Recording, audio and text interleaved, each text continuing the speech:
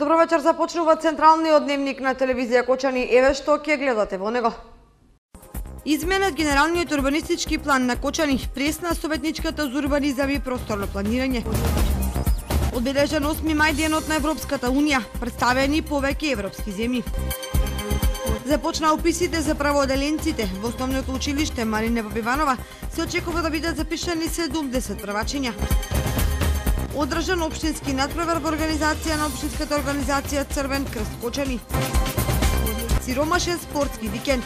ЖФК Кочани гостува во Битола, а фудбалскиот клуб Осогова во Струмица. Со информациите од дневникот почнуваме веднаш по рекламите, останете со нас.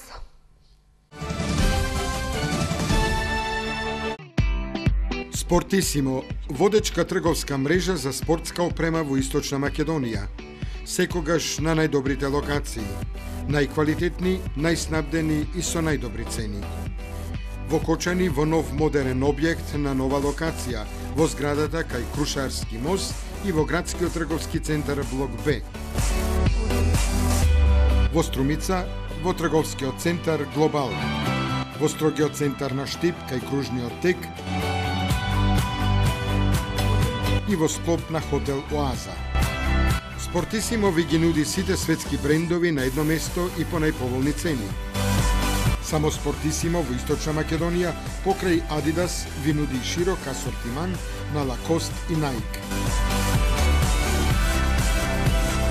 И оваа сезона посетете ги продажните објекти на Спортисимо во кои пристигна новата колекција.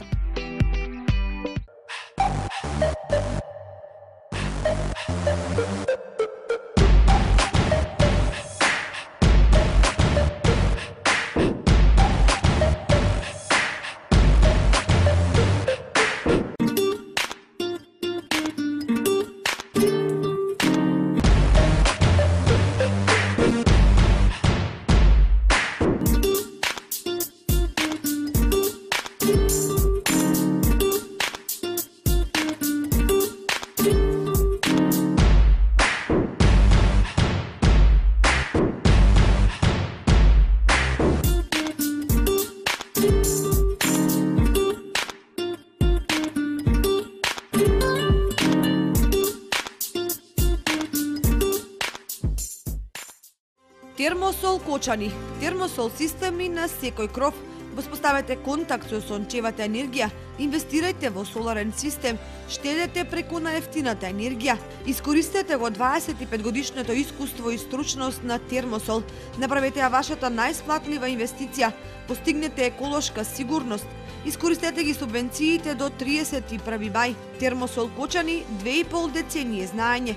Докажан квалитет, стручни совети, обезбедени резервни делови, сервисна подршка, цврста гаранција. Еднаш инвестираш, цел живот уживаш. Термосол сончеви колектори за секој дом. Овозможете му на сонцето со целата своја топлина да влезе во вашиот дом. Термосол Кочани, сигурен избор.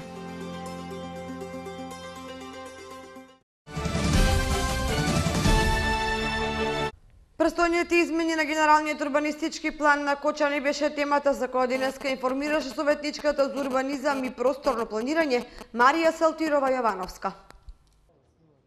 Во пресред на стручната расправа по генералниот урбанистички план на Кочани димензиониран во периодот 2013-2023 година, денеска за измените кои предстојат изјава за медиумите даде советничката за урбанизам и просторно планирање Марија Салтирова Јовановска. Главните црти за овој генерален урбанистички план е зголемување на површината на планскиот опфат и тоа во јужниот дел, значи со кој што е предвидено намена индустрија, Г2 лесна и незагадувачка индустрија, имаме зголемување во западниот дел од градот, а намената која што се предвидува во тој дел е домување и едно мало зголемување на површината на планскиот опфат, каде што намената е исто така планирана за домување. Во одредените делови кај што спомнав, зголемувањето во јужниот дел од опфатот, се предвидува нова површина за железничка станица, предвидено е површина за простори за собери, односно за спортска сала и временно сместување, продолжеток на бањолошкиот центар, а во западниот дел намената е за домување, меѓутоа значи се остава и на стручната расправа да се дадат одредени предлози и забелешки и имаме напланирана нова улица која што представува пристап главна сообраќајница од магистралниот пат А3 до патот, регионалниот пат кој што е за Пониква, значи до раскрсницата кај Бели, таа е планирана во западниот дел која што влегува од лесната индустрија, значи во западниот дел од градот и во ново планираниот опфат кој што е проширен. Значи тоа е едно скратување за да не се влегува во градот, директно да се излезе на патот кон Пониква и во опфатот во јужниот дел е планирана уште една нова магистрална улица која што опфаќа значи веднаш од магистралниот пат минува низ зоната ново планирана индустрија и се надоврзува на улицата Никола Карев. Се известуваат граѓаните на општина Кочани дека на 12 мај 2015 година со почеток во 11 часот и 30 минути во салата на Советот на општина Кочани ќе се одржи стручна расправа по овој исклучително значаен документ кој треба да го дефинира урбанистичкиот развој на градот во тековната декада. Заинтересираните граѓани може да го разгледат графичкиот прилог на нацрт планот кој е поставен на гласната табла пред зградата на општина Кочани, како и на веб страната на општината. На јавната расправа по нацрт верзијата на студијата за состојбата со потенцијалите за развој на туризмот во Источниот плански регион, кој денеска се одржа во Штип, представниците на општините и другите инволвирани ги представија и анализираа добиените коментари, а се утврдени и идните чекори во процесот на изработката на овој значаен документ за ИПАР. Општините од регионот, Центарот за развој на Источниот плански регион и други застегнати учесници на јавната расправа по нацрт студијата за развој на туризмот во Источниот плански регион денеска во Штип ги представија и анализираа добиените коментари по однос на истата. При тоа се договорени и идните чекори во процесот на конечна изработка на студијата и започнување на процесот на изработка на стратегијата. На јавната расправа се направи конечна анализа на нацрт студијата и нејзината содржина, поставеност и информација, при што се дефинирани конечните заеднички релевантни ставови за потенцијалните видови туризам од аспект на инфраструктурните, човечките и институционалните капацитети на Источниот плански регион, а согласно природните и културните ресурси и атрактивности. Се издвоени вкупно 55 локалитети кои што заслужуваат особено внимание од природни како природни ресурси, како природни вредности и како природни атрактивности за регионот. Понатаму се издвоени 106 локалитети, појави, понатаму објекти и така натаму во доменот на културното наследство. До сега се валоризирани 42 селски населби кои што заслужуваат особено внимание во делот на руралниот туризам. И значи се стекнува впечаток точно дека дисперзирано се распоредени, значи различни елементи од природното, културното и руралното наследство низ регионот, така што интересно, значи не постои еден доминантен жаришен центар, барем според нашите досегашни анализи, кој што треба апсолутно да доминира во регионот, меѓутоа една комплементарност постои во однос на атракциите, во однос на можната понуда, која што треба да представува некаква заокружена целина, односно кога би престојувале туристите, кога би дошле овдека, да им се пружи можност да посетат што повеќе објекти, бидејќи на тој начин ќе се добие една целина, една убава слика за целиот регион. Покрај тоа на јавната расправа учесниците ги разменија и усогласија ставовите поврзани со информациите, содржината и поставеноста на нацрт верзијата на студијата и ги усогласија идните чекори во процесот на нејзина конечна изработка. На јавната расправа учесниците ги посочија своите ставови вградени во коментарите преку постоечки примери, насоки, позитивни и негативни искуства, кои ќе се вградат во студијата. Денеска е ден во кој се привршуваат полека активностите поврзани со изработка на студијата с која ги испитува потенцијалите за развој на туризмот, односно денеска се прави јавна расправа со клучните чинители во делот на туризам од целокупниот регион и од оние чинители кои се релевантни, а кои доаѓаат од национално ниво. Целта е да се испита се она што е напишано во тој документ, да се изанализираат забелешките кои беа доставени од страна на чинителите на кои им беше доставена оваа студија на читање во нацрт верзија, за да можеме сите заедно да ги усогласиме и да пристапиме кон нејзино финализирање, затоа што оваа студија понатаму ќе биде основата од која ќе се тргнува во изработка на стратешкиот план кој треба да ги дефинира развојните чекори, идните развојни правци во делот на туризмот во периодот 10 години во источниот плански регион. Инаку вкупно 8 поглавија на околу 170 страници содржи нацрт верзијата на студијата за состојбата со потенцијалите за развој на туризмот во источниот плански регион, изработена во 2014 година, како проектна активност во рамките на проектот за изработка на стратегијата за развој на туризмот во источниот плански регион со акционен план за период од 2015 до 2024 година. Основците и средношколците од општина Кочани учествува во одбележувањето на Денот на Европската Унија. Беа представени повеќе европски земји. Настанот и годинава беше во организација на локалната самоуправа на општина Кочани. Општина Кочани и годинава го одбележува Денот на Европската Унија. Учениците од основните и средните училишта на штандовите ги прикажаа обичаите, културата и традиционалните јадења на повеќе европски земји. Присутните најпрвен ги поздрави градоначалникот на општина Кочани Ратко Димитровски. Да се биде дел од Европската Унија е предизвик, но и одговорност. Нашата цел да бидеме дел од европското семејство значи да го почитуваме своето богато наследство на вредности. Овде спаѓа верувањето во човековите права, социјалната солидарност, слободното предприемаштво, праведната распределба на плодовите од економскиот развој, правото на зачувана и здрава животна средина, почита кон културната, јазичната и верската разноликост и хармоничниот спој на традицијата и напредокот на сите членови на општеството. Во пресред на 65-тиот роден ден на Европската Унија и 70 години од победата над фашизмот, и овде, во Кочани, веќе по традиција организираме настан за да се прослави европската идеја на локално ниво. Учениците од основното училиште Малина Попиванова на оригинален начин ја представија финска.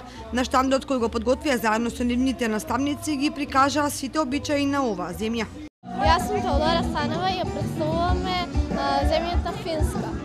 Направивме сок, тој е алкохолен, безалкохолен пилот кој финците го пијат после одење во сауна. Во Финска има околу 500.000 сауни и после одење во сауна тие го пијат овој традиционален сок. Финска е позната и по Дедо Мраз кој доаѓа од Лапонија. Јас сум Дедо Мраз и доаѓам од Лапонија која се наоѓа во северниот дел на државата Финска. Овде во Македонија времето е многу топло, па јас се облеков бидејќи во Лапонија е многу студено за северниот пол. Со мене овде се двете прекрасни бабомразици. Велика Британија беше представена од страна на учениците од основното училиште Крсте Петков Мисирков. Британија, значи во Обединетото кралство е создадена со државите Англија, Шкотска, Велс и Северна Ирска. Карактеристично за британците е тоа што тие најмногу пијат чај. Чајот е еден од најпопуларниот напиток во Обединетото кралство.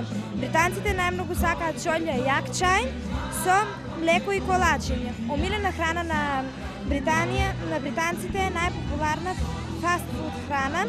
Во Британија е печена риба и компири. И средношколци учествуваа во одбележувањето на Денот на Европската Унија. Јас сум Бојана Китанова, ученичка во Средното општинско училиште Гошо Викентиев. Традиционално секоја година се одржува Денот на Европската Унија. Секое училиште и од средните и од основните си подготвуваат свој штанд. Оваа година Средното општинско училиште Гошо Викентиев ја представува романија. Имаме изработено некои производи, знаменци и слично што можете да ги забележите на штандот. Настанот се одржа на летната сцена на Центарот за култура Бели Мугри, каде настапи и хорот на основното училиште Малина Попиванова со изведба на химната на Македонија и химната на Европската Унија Ода на радоста.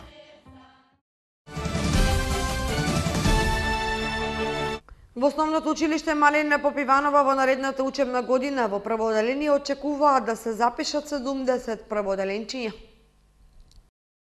Традиционалниот упис на првачињата во Кочанските основни училишта се врши во месец мај. Училиштата подготвени да ги запишат новите ученици кои од септември во новата учебна година ќе го започнат своето 9-годишно образование. За подготвеноста и очекувањата за уписот на првачињата во основното училиште Малина Попиванова во Кочани е вешто вели училишниот педагог. Како и сека учебна година, така и ова, месец мај е познат по месец за првачењето, односно за упис на идните првачења за наредната учебна година.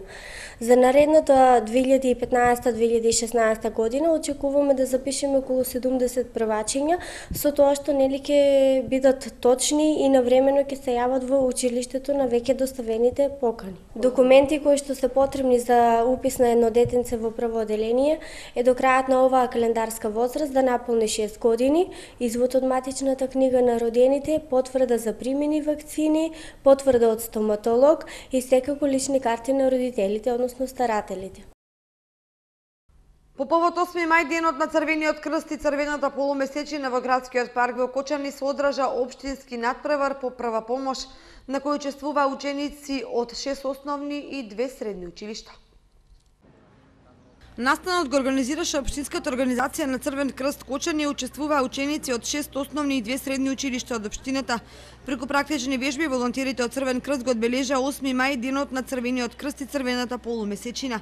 Исто така празнуваме и 50 години од употребата на основните принципи на движењето, така што ни ова денеска голем јубилеј и имаме кампања под мотото нашите принципи во акција, така што од 8 до 15 мај организираме и славиме недела на Црвениот крст, каде што ќе имаме различни активности, каде што ќе ги промовираме нашите принципи на работа.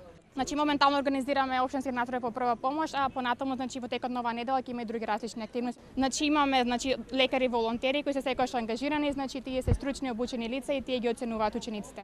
Тие се многу ентузијасти, така и секогаш има желба за да се научи нешто повеќе и да учествуваат во ваков натпревар. Активноста ја поздрави председателот на општинската организација на Црвен крст Кочани Митко Петров. Првата помош е важен сегмент во активностите на Црвениот крст, така да денес присуствуваат 8 училишта вкупно, 2 средни и 6 основни училишта. Успехот и сите во минатите недели кои учениците следува своји активности околу првата помош со вежби, така да денес ќе ги оценуваат и вреднуваат нивните трудови докторите. Се надевам дека тие правилно ги се завршат работата, како и досега што се одвиваше, и така да нека победат најдобрите ученици. Општинската организација за идната недела најавува организирање на повеќе активности во кои ќе бидат вклучени сите активни волонтери од општина Кочани. Оризопроизводството во македонски и светски рамки има голема перспектива. На полинијата во регионот се сеат одомакинети сорти на ориз со висок квалитет. Од пред 2 години се одгледуваат и турски сорти ориз. Оризопроизводството како во светски, така и во македонски рамки има перспектива. Таква е оценката на агростручњаците кои се занимаваат со создавање на нови сорти ориз кај нас. За светски размери би кажал, оризот има перспектива за тоа што населението во светски рамки се зголемува постојано од една страна и потребата за храна се зголемува, а оризот е култура која дава споредбено со другите земјоделски култури, дава високи приноси и многу е економично употребата на оризовото зрно во исхраната на населението. 2/3 од земјината топка во исхраната го користат оризовото зрно, односно оризот.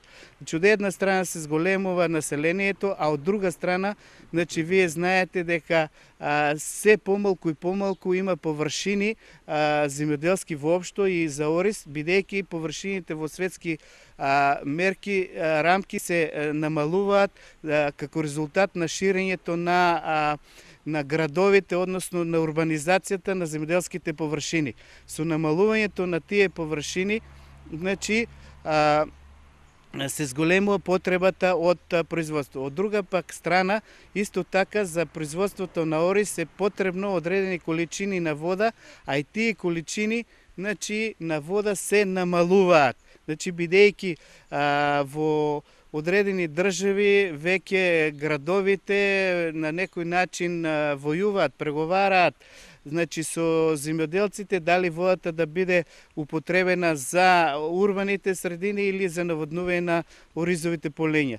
Така да потребите за ориз се зголемуваат и има перспектива оризопроизводството во светски рамки. Оризопроизводството има перспектива и во македонски услови. Површините под ориз годинава се зголемени, а обезбеденоста на вода во акумулациите и новите сорти на ориз од домашно и турско производство само ја потврдуваат констатацијата дека оризопроизводството има перспектива. Во наши македонски рамки, значи оризот е култура која може да даде производство на површини на кои не може да се одгледува друга култура.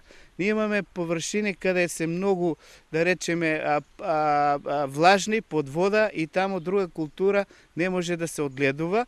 Тоа е едно. Друго, имаме површини каде се песокливи и на тие песокливи површини, освен оризова култура, ретко која друга култура може да даде некаков принос. А оризот, бидејќи му е таква технологијата на производство, се одгледува постојано во вода, значи може да даде приноси повеќе од другите житни култури. Годинава во Македонија под ориз ќе бидат насејани 4200 хектари, од кои само во Кочанскиот производен регион 2500.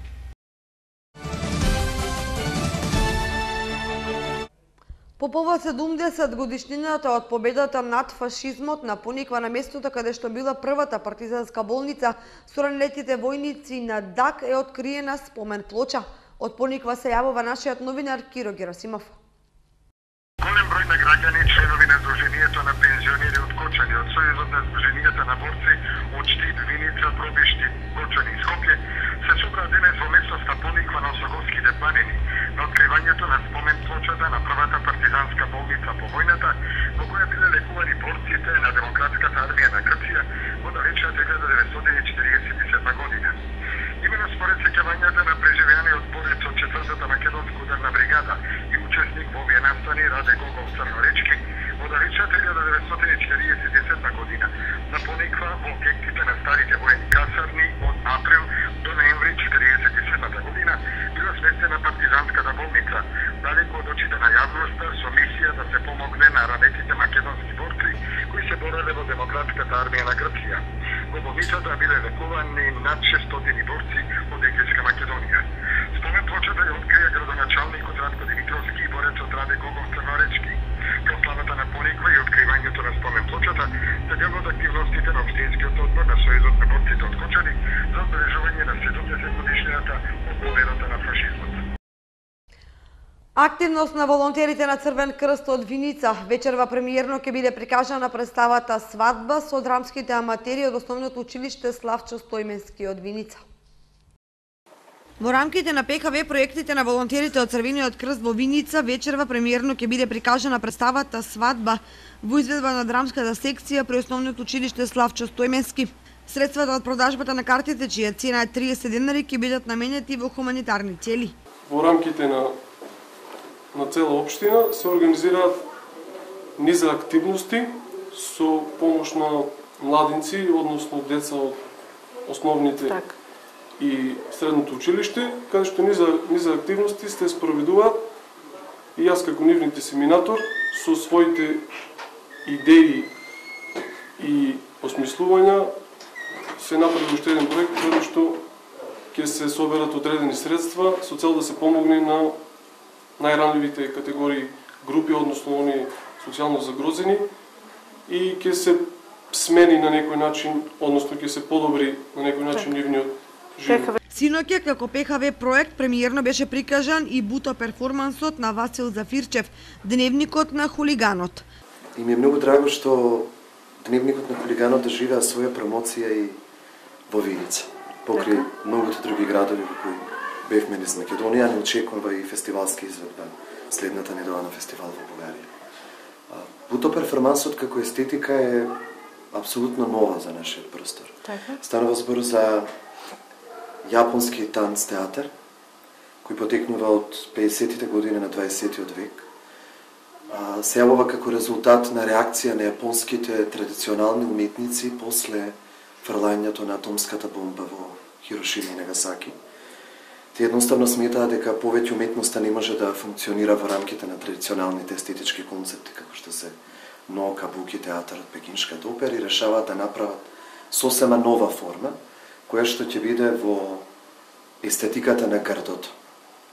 Јас Имав прилика да гледам неколку изведби на јапонски бутотанц уметници кои го шират бутото низ целиот свет. Тоа е во последниве 20 години една од најпрактикуваните танцови техники. А имав можност да се запознаам со бутото токму преку неговиот основач, големиот јапонски уметник Казу Оно, кој пред неколку години веќе не е меѓу нас живите. Покрај перформансот, присутните имаа можност да ја купат истоимената книга, чиј автор е Саша Димовски. Според најавите на волонтерите на Црвен крст, овие средства ќе бидат наменети за помош на социјално семејство од село Градец. Градоначалникот Дончев организираше прием за турската образовна делегација од Орхангази, која е во посета на средното општинско училиште Ванчо Прке. Орхангази е турска општина со која збратимувањето од година во година се проширува во различни сегменти, но најмногу во образованието. Историската релација помеѓу овие два града датирана во далечното минато, кога се случува првата емиграција на турското население од овој крај, се надградува и денес преку Сдруженијето на македонски турци, чие седиште е токму во Орхангази. Но сепак главната нишка ја одржува градоначалникот Емил Дончев. Тој деновиве организираше прием за учениците и професорите кои се во 5-дневна посета на Виница на покана на средното општинско училиште Ванчо Прке. Разменувајќи луксузни подароци, гостите искажаа голема благодарност за приемот, а посебно задоволство од фамилиите кај кои се сместени децата. За видничките средношколци ова е втора шанса да биде домаќини на турските врсници, а за учениците пред се од турска националност можност да се ги воспостават каналите за упис и користење стипендија на некои од универзитетите во Турција. Турските гости седнаа на иста клупа заедно со македонските ученици, следеа настава по различни предмети, а посетата е збогатена и со повеќе културно-забавни активности и прошетки низ Виница и Скопје.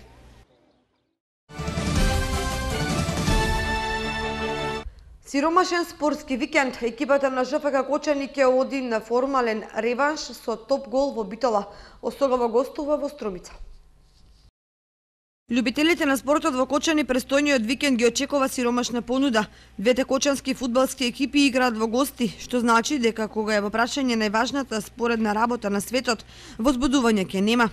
ЖФК Кочани ќе гостува на топ гол од Битола во реванш надпревар од полуфиналето за Купот на Македонија. Првиот дуел во Кочани заврши со убедлива победа на актуелните освојувачи на Купот со 13:0. Од тие причини, возвратната средба е чиста формалност.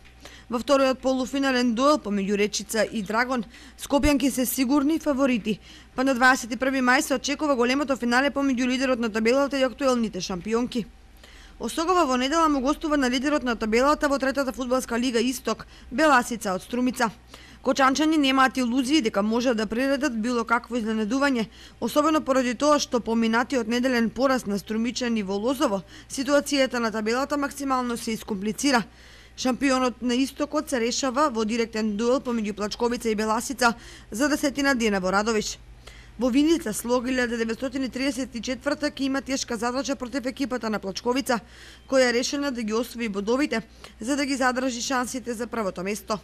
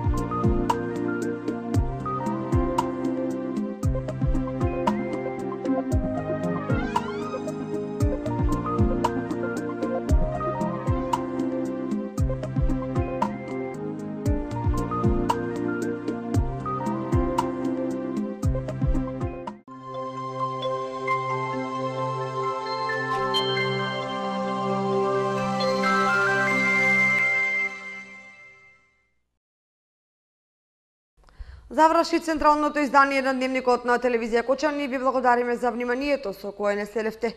Имајте пријатна вечер, довидување.